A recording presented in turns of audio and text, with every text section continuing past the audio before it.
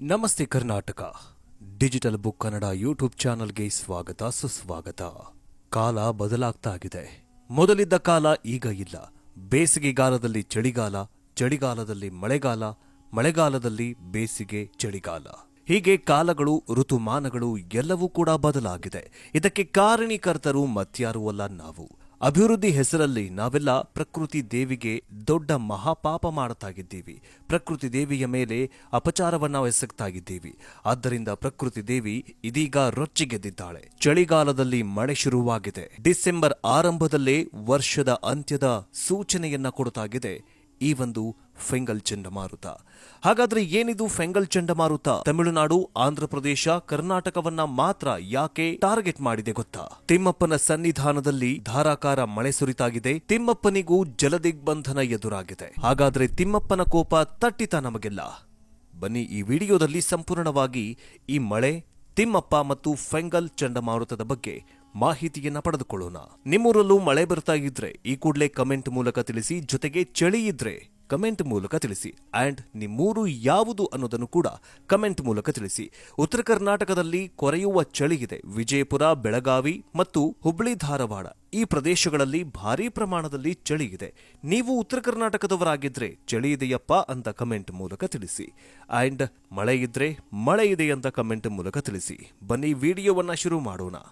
ಉತ್ತರ ಭಾರತದಲ್ಲಿ ಕೆಟ್ಟ ಗಾಳಿ ಬೀಸ್ತಾಗಿದೆ. ಈ ವಿಷಗಾಳಿಯಿಂದ ದೆಹಲಿ, ಪಂಜಾಬ್ ಮತ್ತು ಉತ್ತರ ಪ್ರದೇಶ, ಬಿಹಾರ ರಾಜ್ಯಗಳು ತತ್ತರಿಸಿ ಹೋಗಿವೆ. ಈ ವಿಷಗಾಳಿಗೆ ತತ್ತರಿಸಿರುವಂತಹ ಜನರು ಉಸಿರುಗಟ್ಟಿ ಸಾಯ್ತಾ ಇದ್ದಾರೆ. ಆದರೆ ದಕ್ಷಿಣ ಭಾರತದಲ್ಲಿ ಮಾತ್ರ ಸ್ವಚ್ಛಂದವಾದ ಗಾಳಿ ಇದೆ. ಜೊತೆಗೆ ಚಳಿಗಾಲದಲ್ಲಿ ಮಳೆ ಬರ್ತಾಗಿದೆ. ಇದು ಕೂಡ ದೊಡ್ಡ ಪ್ರಮಾಣದಲ್ಲಿ ಆರೋಗ್ಯಕ್ಕೆ ಹಾನಿಯನ್ನ ಉಂಟು ಮಾಡುವಂತಹ ಬೆಳವಣಿಗೆಯಾಗಿದೆ. ಮೊದಲೇ ಚಳಿಗೆ ನಡುತ್ತಾ ಇರುವ ರಾಜಧಾನಿ ಮತ್ತು ಕರ್ನಾಟಕ ಈಗ ಚಳಿ ಜೊತೆಗೆ ಜಿಟಿ ಮಳೆ ಭಾನುವಾರದಿಂದ ಶುರುವಾಗಿದೆ. ಇದು ವಿಪರೀತ ಮಳೆ ಮತ್ತು ಚಳಿಗೆ ಜನ ಹೈರಾಣಾಗಿದ್ದಾರೆ. ಫೆಂಗಲ್ ಚಂಡಮಾರುತದ ಹಿನ್ನೆಲೆಯಲ್ಲಿ ಸಿಲಿಕಾನ್ ಸಿಟಿಯಲ್ಲಿ ಜಿಟಿ ಮಳೆ ಸುರಿತಾಗಿದ್ದು ತಾಪಮಾನ ಕನಿಷ್ಠ ಮಟ್ಟಕ್ಕೆ ಕುಸಿದಿದೆ. ಪರಿಣಾಮ ಥಂಡಿಗೆ ಮಹಾನಗರ ಜನರು ಥಂಡ ಹೊಡೆದಿದ್ದು ಬೆಚ್ಚನೆಯ ಉಡುಪುಗಳನ್ನ ಮೊರೆ ಹೋಗಿದ್ದಾರೆ. ಕಳೆದ 2-3 ದಿನಗಳಿಂದ ಮೋಡ ಕವಿದ ವಾತಾವರಣವಿದ್ದು ಭೂಮಿಯತ್ತ ಸೂರ್ಯ ಇಣುಕಿ ಕೂಡ ನೋಡಿಲ್ಲ. ಹಾಡ ಹಗಲಲ್ಲೂ ಕತ್ತಲು ಕವಿದ ವಾತಾವರಣ ಇದೆ. ತೇವಾಂಶಯುಕ್ತ ಗಾಳಿ ಮತ್ತು ಮಳೆಯಿಂದ ದಿನವಿಡೀ ಚಳಿ ಜೊತೆ ಮಳೆಯೂ ಕೂಡ ಅನುಭವಿಸುವಂತಹ ಪರಿಸ್ಥಿತಿ ನಿರ್ಮಾಣವಾಗಿದೆ. ಹೌದು, ಫೆಂಗಲ್ ಚಂಡಮಾರುತ ಅಬ್ಬರಕ್ಕೆ ತಮಿಳುನಾಡು, ಪುದುಚೇರಿ ತತ್ತರಿಸಿ ಹೋಗಿದೆ. ಶನಿವಾರ ರಾತ್ರಿ ತಮಿಳುನಾಡು, ಪುದುಚೇರಿ ಕರಾವಳಿ ಪ್ರದೇಶಕ್ಕೆ ಚಂಡಮಾರುತ ಅಪ್ಪಳಿಸಿದ್ದು ಭಾರೀ ಪ್ರಮಾಣದಲ್ಲಿ ಬಿರುಗಾಳಿ ಜೊತೆಗೆ ಮಳೆಯನ್ನ ಸುರಿಸಲಾಗಿದೆ. ಚೆನ್ನೈ ಸೇರಿದಂತೆ ಹಲವಾರು ಮಹಾನಗರಗಳಿಗೆ ರೆಡ್ ಅಲರ್ಟ್ ಘೋಷಿಸಲಾಗಿದ್ದು ಚೆನ್ನೈ ಸೇರಿದಂತೆ ಹಲವಾರು ಜಿಲ್ಲೆಗಳಿಗೆ ಮತ್ತು ಮಹಾನಗರಗಳಿಗೆ ರೆಡ್ ಅಲರ್ಟ್ ಘೋಷಿಸಲಾಗಿದ್ದು ಫೆಂಗಲ್ ಚಂಡಮಾರುತದ ಪರಿಣಾಮ ಕರ್ನಾಟಕ ಕೂಡ ತಟ್ಟಿದೆ. ಹೀಗಾಗಿ ವ್ಯಾಪಕವಾಗಿ ಮಳೆ ಸುರಿತಾಗಿದೆ. ಹವಾಮಾನ ಬದಲಾಗಿದೆ. ಹಾಗೆ ಒಂದಲ್ಲ ಒಂದು ಚಂಡಮಾರುತಗಳು ಈಗ ಕಾಣಿಸಿಕೊಳ್ಳುವುದಕ್ಕೆ ಪ್ರಾರಂಭ ಆಗಿದೆ. ಈಗ ತಮಿಳುನಾಡು ಕರಾವಳಿಗೆ ಫೆಂಗಲ್ ಚಂಡಮಾರುತ ಅಪ್ಪಳಿಸಿದೆ. ಬಂಗಾಳಕೊಲ್ಲಿಯಲ್ಲಿ ವಾಯುಭಾರ ಕುಸಿತದಿಂದಾಗಿ ರೂಪುಗೊಂಡಿರುವಂತಹ ಫೆಂಗಲ್ ಚಂಡಮಾರುತ ಕರ್ನಾಟಕದತ್ತ ಆಗಮಿಸುತ್ತಾಗಿದೆ. ಫೆಂಗಲ್ ಚಂಡಮಾರುತ ಸಮೀಪಿಸುತ್ತಿದ್ದಂತೆ ತಮಿಳುನಾಡು ಹಾಗೂ ಪುದುಚೇರಿಯಲ್ಲಿ ಹಲವಾರು ರಾಜ್ಯಗಳಲ್ಲಿ ಮತ್ತು ಜಿಲ್ಲೆಗಳಲ್ಲಿ ಮತ್ತು ಮಹಾನಗರಗಳಲ್ಲಿ ರೆಡ್ ಅಲರ್ಟ್ ಘೋಷಣೆ ಮಾಡಲಾಗಿದೆ. ನೈಋತ್ಯ ಬಂಗಾಳಕೊಲ್ಲಿಯಲ್ಲಿನ ವಾಯುಭಾರ ಕುಸಿತದ ಪರಿಣಾಮವಾಗಿ ಈ ಫೆಂಗಲ್ ಚಂಡಮಾರುತ ಸೃಷ್ಟಿಯಾಗಿದೆ. ಹಾಗೆ ಕರ್ನಾಟಕದಲ್ಲಿ ಭಾರೀ ಮಳೆಯಾಗುವ ನಿರೀಕ್ಷೆಯೂ ಕೂಡ ಇದೆ. ಭಾರೀ ಹವಾಮಾನ ವೈಪರೀತ್ಯದಿಂದಾಗಿ ಜನರು ಕಂಗಾಲಾಗಿದ್ದಾರೆ. ಭಾರತೀಯ ಹವಾಮಾನ ಇಲಾಖೆ ಚಂಡಮಾರುತದ ಪ್ರಗತಿಯನ್ನ ಸೂಕ್ಷ್ಮವಾಗಿ ಗಮನಿಸಲಾಗಿದೆ. ಉತ್ತರಕ್ಕೆ ಗಂಟೆಗೆ 10 ಕಿಲೋಮೀಟರ್ ವೇಗದಲ್ಲಿ ಬಂದಪ್ಪಳಿಸಿದೆ. ಚೆನ್ನೈ ಸೇರಿದಂತೆ ಹಲವಾರು ಕಡೆಗಳಲ್ಲಿ ಭಾರೀ ಪ್ರಮಾಣದಲ್ಲಿ ಮಳೆ ಸುರಿತಾಗಿದೆ.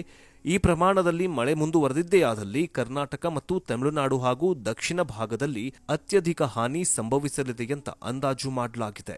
ಇನ್ನು ಮೀನುಗಾರರಿಗೆ ಸಮುದ್ರಕ್ಕೆ ಇಳಿಯದಂತೆ ಸೂಚನೆಯನ್ನು ನೀಡಲಾಗಿದ್ದು ತೀರದ ಪ್ರದೇಶದ ಜನರಿಗೆ ಸ್ಥಳಾಂತರ ಮಾಡಲಾಗುವುದು ಅಂತ ಹೇಳಲಾಗಿದೆ. ಇನ್ನು ಕರ್ನಾಟಕದಲ್ಲೂ ಮುಂದಿನ 4-5 ದಿನಗಳ ಕಾಲ ಮೋಡ ಕವಿದ ವಾತಾವರಣ ಇರಲಿದ್ದು ಅಲ್ಲಿ ಮಳೆಯಾಗುವ ಸಾಧ್ಯತೆ ಇದೆ ಅಂತ ಹೇಳಲಾಗಿದೆ.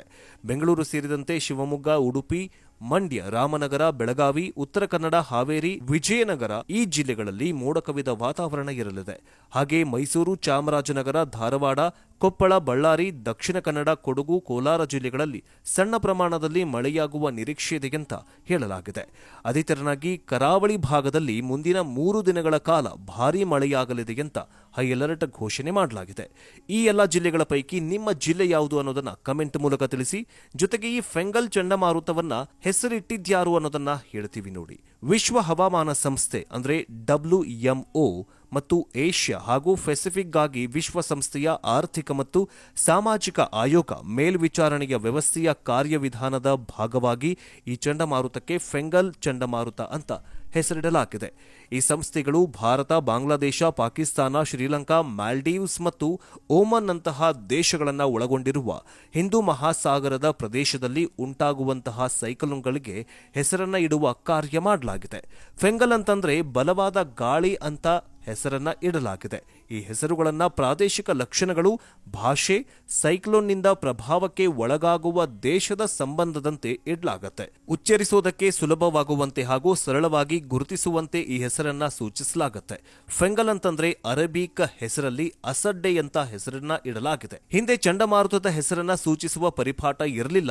ಒಂದೊಂದು ದೇಶ ಅಥವಾ ಒಂದೊಂದು ಪ್ರದೇಶದಲ್ಲಿ ಒಂದೊಂದು ರೀತಿಯ ಹೆಸರನ್ನ ಇಡಲಾಗ್ತಾ ಇತ್ತು ಮತ್ತು ಕರೆಯಲಾಗ್ತಾ ಇತ್ತು. ಇದು ಒಂದು ದೊಡ್ಡ ಗೊಂದಲಕ್ಕೆ ಕಾರಣ ಕೂಡ ಆಗಿತ್ತು. ಹೀಗಾಗಿ ಎಲ್ಲರೂ ಸೇರ್ಕೊಂಡು ಒಂದು ಹೆಸರನ್ನ ಇಡೋದಕ್ಕೆ ನಿಶ್ಚಯ ಮಾಡಿದ್ರು.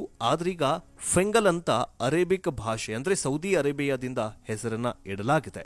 ಇನ್ನು ಚಂಡಮಾರುತ ಬಿರುಗಾಳಿಗೆ ಯಾರ ಹೆಸರು, ಹಾಗಾದ್ರೆ ಇನ್ನೊಂದಿಷ್ಟು ಮಾಹಿತಿಯನ್ನ ಕೊಡ್ತೀವಿ. ಈ ಒಂದು ಚಂಡಮಾರುತಕ್ಕೆ ಹೆಸರನ್ನ ಇಡೋದು ಯಾರು ಅಂತ. ಲೈಲಾ, ಫೇಟಿ, ಗಿರಿ, ಐಲಾ, ಫಾನ್ ಭಾರತದಲ್ಲಿ ಕಾಣಿಸಿಕೊಂಡಿತ್ತು. ಅಮೆರಿಕದಲ್ಲಿ ಸ್ಯಾಂಡಿ ನಂತರ ಕತ್ರಿನಾನಂತಹ ಹೆಸರುಗಳನ್ನ ಇಟ್ಟಿದ್ದಂತಹ ಚಂಡಮಾರುತಗಳು ದೊಡ್ಡ ಪ್ರಮಾಣದಲ್ಲಿ ಹಾನಿಯನ್ನ ಉಂಟು ಮಾಡಿತ್ತು. ಮೊದಲೆಲ್ಲ ಗೊಂದಲಗಳಾಗ್ತಾ ಇತ್ತಲ್ಲ, ಸೊ ಅದಕ್ಕೆ ಫೈನಲಿ ಆಗಿ ಥೈಲ್ಯಾಂಡ್ ದೇಶ ಒಂದು ಚಂಡಮಾರುತಗಳಿಗೆ ಹೆಸರನ್ನ ಇಡುವಂತಹ ಸಂಪ್ರದಾಯವನ್ನ ಬೆಳೆಸ್ಕೊಂಡು ಬರುತ್ತೆ. ಆಂಗ್ಲ ಭಾಷೆಯಲ್ಲಿ ಫಿಲೈನ್ ಅಂತ ಬರೆಯಲಾಗುವ ಇದರ ಹೆಸರು. ಇನ್ನು ಪಶ್ಚಿಮ ಬಂಗಾಳದಿಂದ ಬಾಂಗ್ಲಾದೇಶದವರೆಗಿನ ಕರಾವಳಿ ಪ್ರದೇಶಗಳಲ್ಲಿ ರೆಮಲ್ ಚಂಡಮಾರುತ ಹಾನಿಯನ್ನ ಉಂಟು ಮಾಡಿತ್ತು. ಗಂಟೆಗೆ 135 ಕಿಲೋಮೀಟರ್ ವೇಗದಲ್ಲಿ ಬೀಸಿ ಈ ಚಂಡಮಾರುತ ಕರಾವಳಿಗೆ ಅಪ್ಪಳಿಸಿತ್ತು. ಭಾರಿ ಪ್ರಮಾಣದಲ್ಲಿ ಮಳೆಯಿಂದಾಗಿ ನೂರಾರು ಗ್ರಾಮಗಳು ಮುಳುಗಡೆಯಾಗಿದ್ವು. ಈಶಾನ್ಯ ಭಾರತದ ಮೇಲೂ ಕೂಡ ಈ ಒಂದು ಚಂಡಮಾರುತ ಅಂದು ಎಫೆಕ್ಟ್ ಅನ್ನ ಮಾಡಿತ್ತು. ಇನ್ನು 1891ರಿಂದ 2019ರವರೆಗೆ ಬಂಗಾಳಕೊಲ್ಲಿಯಲ್ಲಿ 522 ಚಂಡಮಾರುತಗಳು ರೂಪುಗೊಂಡಿವೆ. ಪ್ರತಿ ವರ್ಷ ಸರಾಸರಿ 4 ಚಂಡಮಾರುತಗಳು ಇಲ್ಲಿ ರೂಪುಗೊಳ್ಳುತ್ತವೆ. ಪ್ರಪಂಚದ 7% ಚಂಡಮಾರುತಗಳು ಬಂಗಾಳಕೊಲ್ಲಿ ಮತ್ತು ಅರೇಬಿ ಸಮುದ್ರದಲ್ಲಿ ರೂಪುಗೊಳ್ಳುತ್ತೆ. 129 ವರ್ಷಗಳಲ್ಲಿ 234 ಮಾರಣಾಂತಿಕ ಚಂಡಮಾರುತಗಳು ಬಂಗಾಳಕೊಲ್ಲಿಯಲ್ಲಿ ಸೃಷ್ಟಿಯಾಗಿವೆ, ಅಂದ್ರೆ ಜನ್ಮ ತಾಳಿವೆ. ಇನ್ನು ಅರಬ್ಬಿ ಸಮುದ್ರದಲ್ಲಿ ಯಾಕೆ ಚಂಡಮಾರುತಗಳು ಹುಟ್ಟುಕೊಳ್ಳೋದಿಲ್ಲ ಅನ್ನೋದಕ್ಕೂ ಕೂಡ ಒಂದು ಕಾರಣ ಆಗಿದೆ. 120 ವರ್ಷಗಳ ಇತಿಹಾಸದಲ್ಲಿ ಅರೇಬಿಕ್ ಸಮುದ್ರದಲ್ಲಿ ಕೇವಲ 14% ಚಂಡಮಾರುತಗಳು ಮತ್ತು 23 ತೀವ್ರ ಚಂಡಮಾರುತಗಳು ಸಂಭವಿಸಿವೆ. ಬಂಗಾಳಕೊಲ್ಲಿಯಲ್ಲಿ 86% ಅಂದ್ರೆ 86% ಚಂಡಮಾರುತಗಳು ಮತ್ತು 77% ತೀವ್ರ ಚಂಡಮಾರುತಗಳು ಸಂಭವಿಸಿವೆ. ಅರಬ್ಬಿ ಸಮುದ್ರಕ್ಕಿಂತ ಬಂಗಾಳಕೊಲ್ಲಿಯಲ್ಲಿ ಹೆಚ್ಚು ಚಂಡಮಾರುತಗಳು ಉಂಟಾಗುವುದಕ್ಕೆ ಪ್ರಮುಖ ಕಾರಣ ಏನಂತಂದ್ರೆ ಗಾಳಿಯ ಹರಿವು. ಪಶ್ಚಿಮ ಕರಾವಳಿ ಅರಬ್ಬಿ ಸಮುದ್ರವು ಪೂರ್ವ ಕರಾವಳಿಯ ಬಂಗಾಳಕೊಲ್ಲಿಗಿಂತ ತಂಪಾಗಿದೆ. ಹವಾಮಾನ ತಜ್ಞರ ಪ್ರಕಾರ ಚಂಡಮಾರುತಗಳು ಶೀತ ಸಮುದ್ರಕ್ಕಿಂತ ಬೆಚ್ಚಗಿನ ಸಮುದ್ರದಲ್ಲಿ ಹೆಚ್ಚು ಸಂಭವಿಸುತ್ತವೆ. ಇತಿಹಾಸದಲ್ಲಿ 36 ಮಾರಣಾಂತಿಕ ಉಷ್ಣವಲಯ ಚಂಡಮಾರುತಗಳಲ್ಲಿ 26 ಚಂಡಮಾರುತಗಳು ಬಂಗಾಳಕೊಲ್ಲಿಯಲ್ಲಿ ಹುಟ್ಟುಕೊಂಡಿವೆ. ಬಂಗಾಳಕೊಲ್ಲಿಯಿಂದ ಬರುವ ಚಂಡಮಾರುತದ ಗರಿಷ್ಠ ಪರಿಣಾಮ ಭಾರತದ ಒಡಿಶಾದಲ್ಲಿ ಕಂಡುಬರುತ್ತೆ. ಇಷ್ಟೇ ಅಲ್ಲದೆ ಆಂಧ್ರಪ್ರದೇಶ, ಪಶ್ಚಿಮ ಬಂಗಾಳ ಮತ್ತು ತಮಿಳುನಾಡು ಕೂಡ ಇದರ ಪ್ರಭಾವಕ್ಕೆ ಒಳಗಾಗತ್ತೆ. ಪೂರ್ವ ಕರಾವಳಿಗೆ ಹೊಂದಿಕೊಂಡಿರುವ ರಾಜ್ಯಗಳು ಭೂಮಿಯ ಪಶ್ಚಿಮ ಕರಾವಳಿಗೆ ಹೊಂದಿಕೊಂಡಿರುವ ಭೂಮಿಗಿಂತ ಹೆಚ್ಚು ಸಮತಟ್ಟಾಗಿದೆ. ಇದರಿಂದಾಗಿ ಇಲ್ಲಿ ಅಪ್ಪಳಿಸುವ ಚಂಡಮಾರುತಗಳು ತಿರುಗಲು ಸಾಧ್ಯವಾಗುವುದಿಲ್ಲ. ಮತ್ತೊಂದು ಕಡೆ ಪಶ್ಚಿಮ ಕರಾವಳಿಯಲ್ಲಿ ಬರುವ ಚಂಡಮಾರುತದ ದಿಕ್ಕು ಆಗಾಗ ಬದಲಾಗ್ತಾ ಇರುತ್ತೆ. ಇನ್ನು ಸರಾಸರಿಯಾಗಿ ಭಾರತಕ್ಕೆ ಅಪ್ಪಳಿಸಿದ 5 ಚಂಡಮಾರುತಗಳಲ್ಲಿ 4 ಪೂರ್ವ ಕರಾವಳಿಯನ್ನ ಅಪ್ಪಳಿಸಿದೆ. ಭಾರತೀಯ ಹವಾಮಾನ ಇಲಾಖೆಯ ಪ್ರಕಾರ ಆಗ್ನೇಯ ಬಂಗಾಳಕೊಲ್ಲಿ ಮತ್ತು ಅಂಡಮಾನ್ ಪ್ರದೇಶದಿಂದ ಉಂಟಾಗುವ ಚಂಡಮಾರುತಗಳ ಹೊರತಾಗಿ ಪಶ್ಚಿಮ ಮತ್ತು ಈಶಾನ್ಯ ಪೆಸಿಫಿಕ್ನಿಂದ ಚದುರಿದ ಚಂಡಮಾರುತಗಳು ದಕ್ಷಿಣ ಚೀನಾ ಸಮುದ್ರದ ಮೂಲಕ ಬಂಗಾಳಕೊಲ್ಲಿಯನ್ನ ತಲುಪುತ್ತೆ. ಇನ್ನು ಅದಕ್ಕಾಗಿಯೇ ನಮ್ಮ ಪೂರ್ವ ಕರಾವಳಿಯಲ್ಲಿ ಯಾವಾಗಲೂ ಒತ್ತಡದ ವಾತಾವರಣ ಇದ್ದೇ ಇರುತ್ತೆ. ಅರೇಬಿಯನ್ ಸಮುದ್ರದಲ್ಲಿ ಚಂಡಮಾರುತಗಳು ಸಹ ರೂಪುಗೊಳ್ಳುತ್ತವೆ. ಆದರೆ ಅವು ಸಾಮಾನ್ಯವಾಗಿ ಭಾರತದ ಪಶ್ಚಿಮ ಕರಾವಳಿಯನ್ನ ಬಿಟ್ಟು ವಾಯವ್ಯ ಕಡೆಗೆ ಚಲಿಸ್ತಾ ಇರುತ್ತೆ. ಪೂರ್ವ ಕರಾವಳಿಯಲ್ಲಿ ರೂಪುಗೊಂಡ ಚಂಡಮಾರುತಗಳು ಹೆಚ್ಚು ಶಕ್ತಿಶಾಲಿಯಾಗಿರುತ್ತೆ. ಕಡಿಮೆ ಒತ್ತಡದ ಪ್ರದೇಶದಲ್ಲಿ ಗಾಳಿಯ ವೇಗದ ಆಧಾರದ ಮೇಲೆ ಬಿರುಗಾಳಿಯನ್ನ ವರ್ಗೀಕರಣ ಮಾಡಲಾಗುತ್ತೆ. ಗಾಳಿಯ ವೇಗ ಗಂಟೆಗೆ 119ರಿಂದ 221 ಕಿಲೋಮೀಟರ್ ವರೆಗೆ ಆಗಿರುತ್ತೆ. ಇನ್ನು ಬಂಗಾಳ ಕೊಲ್ಲಿಯಲ್ಲಿ ರೂಪುಗೊಂಡ ಅಪಾಯಕಾರಿ ಚಂಡಮಾರುತಗಳು ಯಾವುವು ಅಂತ ಹೇಳ್ತೀವಿ ನೋಡಿ. ಮೇ 2023ರಲ್ಲಿ ಬಂದ ಮೋಚಾ ಚಂಡಮಾರುತದ ವೇಗ ಗಂಟೆಗೆ 277 ಕಿಲೋಮೀಟರ್ ವೇಗ ಆಗಿತ್ತು. ಇದು 82ರ ನಂತರದ ಅತ್ಯಂತ ತೀವ್ರವಾದ ಚಂಡಮಾರುತ ಆಗಿತ್ತು. 2021ರಲ್ಲಿ ಟಿಕೆಟ್ ಚಂಡಮಾರುತದ ವೇಗ ಗಂಟೆಗೆ 222 ಕಿಲೋಮೀಟರ್ ಆಗಿತ್ತು. 2020ರಲ್ಲಿ ಬಂದಂತಹ ಓಫಾನ್ ಚಂಡಮಾರುತದ ವೇಗ 268 ಕಿಲೋಮೀಟರ್ ವೇಗ ಆಗಿತ್ತು. ಇನ್ನು 2019ರಲ್ಲಿ ಫಾನಿ ಚಂಡಮಾರುತದ ವೇಗ ಗಂಟೆಗೆ ಸುಮಾರು 277 ಕಿಲೋಮೀಟರ್ ಆಗಿತ್ತು. ಇದು ಸಾಕಷ್ಟು ವಿನಾಶಕ್ಕೂ ಕೂಡ ಕಾರಣವಾಗಿತ್ತು. ಇನ್ನು 2007ರಲ್ಲಿ ಗೋನು ಚಂಡಮಾರುತದ ವೇಗ 268 ಕಿಲೋಮೀಟರ್ ವೇಗ ಆಗಿತ್ತು. ಬಾಂಗ್ಲಾದೇಶದಲ್ಲಿ 1970ರಲ್ಲಿ ಭೋಲಾ ಚಂಡಮಾರುತ 3 ಲಕ್ಷದಿಂದ 5 ಲಕ್ಷ ಜನರನ್ನ ಕೊಂದು ಹಾಕಿತ್ತು. ಭಾರೀ ಹಾನಿಯೂ ಕೂಡ ಸಂಭವಿಸಿತ್ತು. ಇನ್ನು ಫೆಂಗಲ್ ಚಂಡಮಾರುತ ಅನೇಕ ಸಾವು ನೋವುಗಳಿಗೆ ಸಾಕ್ಷಿಯಾಗ್ತಾ ಇದೆ. ಜೊತೆಗೆ ತಿರುಪತಿಯಲ್ಲೂ ಕೂಡ ಜಲದಿಗ್ಬಂಧನಕ್ಕೆ ಒಳಗು ಮಾಡಿದೆ. ತಿರುಪತಿ ತಿಮ್ಮಪ್ಪನಿಗೆ ಫೆಂಗಲ್ ಚಂಡಮಾರುತದ ಎಫೆಕ್ಟ್ ಉಂಟಾಗಿದ್ದು, ಫೆಂಗಲ್ ಚಂಡಮಾರುತದಿಂದಾಗಿ ಮತ್ತು ಮಳೆಯಿಂದಾಗಿ ತಿಮ್ಮಪ್ಪನಿಗೆ ಜಲದಿಗ್ಬಂಧನ ಎದುರಾಗಿದೆ. ತಿರುಪತಿ ಬೆಟ್ಟದ ಬುಡದಲ್ಲಿರೋ ಕಪಿಲೇಶ್ವರ ಸ್ವಾಮಿ ದೇಗುಲದ ಬಳಿ ಬೆಟ್ಟದ ಮೇಲಿಂದ ಮಳೆ ನೀರು ಜಲಪಾತದ ರೀತಿಯಲ್ಲಿ ಧುಮ್ಮುಕ್ತಾ ಇರುವ ದೃಶ್ಯ ಎಲ್ಲ ಕಡೆ ವೈರಲ್ ಆಗ್ತಾ ಇದೆ. ನಗರದ ಹೊರವಲಯದಲ್ಲಿ ಹರಿತಾ ಇರುವ ಸ್ವರ್ಣಮುಖಿ ನದಿಯಲ್ಲಿ ನೀರಿನ ಮಟ್ಟ ಭಾರೀ ಪ್ರಮಾಣದಲ್ಲಿ ಏರಿಕೆಯಾಗಿದ್ದು, ಅಕ್ಕಪಕ್ಕದ ಹಳ್ಳಿಗಳ ಜನವಸತಿ ಪ್ರದೇಶಗಳಿಗೆ ನುಗ್ಗಿದೆ. ಪರಿಣಾಮ ಹಲವಾರು ಹಳ್ಳಿಗಳಲ್ಲಿ ಸೊಂಟದ ಮಟ್ಟದವರೆಗೂ ನೀರು ತುಂಬಿದ್ದು ಜನರಲ್ಲಿ ಆತಂಕ ಮೂಡಿದೆ. ತಿಮ್ಮಪ್ಪ ಕಾಪಾಡಪ್ಪ ಅಂತ ಅಲ್ಲಿನ ಜನ ಗೋಗರಿತಾಗಿದ್ದಾರೆ. ಇದಾಗಿತ್ತು ಫೆಂಗಲ್ ಚಂಡಮಾರುತದ ಬಗೆಗಿನ ಮಾಹಿತಿ. ನಿಮ್ಮಲ್ಲೂ ಕೂಡ ಮಳೆ ಇದೆಯಾ ಅಥವಾ ಚಳಿ ಇದೆಯಾ? ಕಮೆಂಟ್ ಮೂಲಕ ತಿಳಿಸಿ. ಮುಂದಿನ ವಿಡಿಯೋದಲ್ಲಿ ಮತ್ತೆ ಸಿಗೋಣ. ಜೈ ಹಿಂದ್, ಜೈ ಕರ್ನಾಟಕ.